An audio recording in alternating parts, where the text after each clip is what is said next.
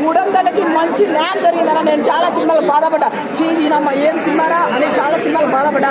కానీ సినిమాకి ఇంకోసారి పోవాలనిపించే సినిమా మ్యాడ్ మ్యాక్స్. నాకే చాలా బాగా నచ్చింది. ఇంకొకటి మా లడ్డుబాయ్ పెళ్ళి అయితే లేదు, పార్ట్ 1 అంతే, పార్ట్ 2 అంతే. మా లడ్డుబాయ్ పెళ్ళి అయితే లేదు. ఒకటి మా లడ్డు కానీ పెళ్ళి సుగుట్టలలో ఆ సాంగ్కి అసలు ప్రతి ఒక్కరు ఎగురుతారని అసలు ఒక సాంగ్ అసలు డైరెక్టర్ గారు మీరు స్టోరీ ఏందో కానీ ఎంత ఎంటర్టైన్మెంట్ పిచ్చి మెంటల్ ఎక్కించిన డైరెక్టర్ గారు హ్యాట్స్ ఆఫ్. ఎందుకంటే నీకేడా బోర్ కొట్టదు. నెక్స్ట్ అయితే సాంగ్ డాన్స్ అసలు ఈ గోవా ట్రిప్ ఉంటుంది భయ. ప్రియాంక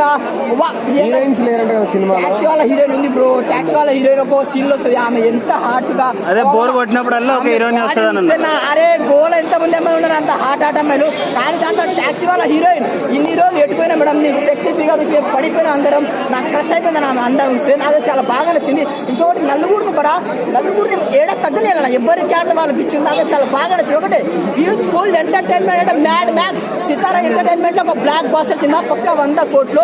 ప్లీజ్ ఎవరు నెగిటివ్ రివ్యూ చెప్పకండి, చాలా బాగుంది. బాయ్ అంటాడు కదా, బాయ్ అంటే బాయ్ కట్ చేస్తారు కదా.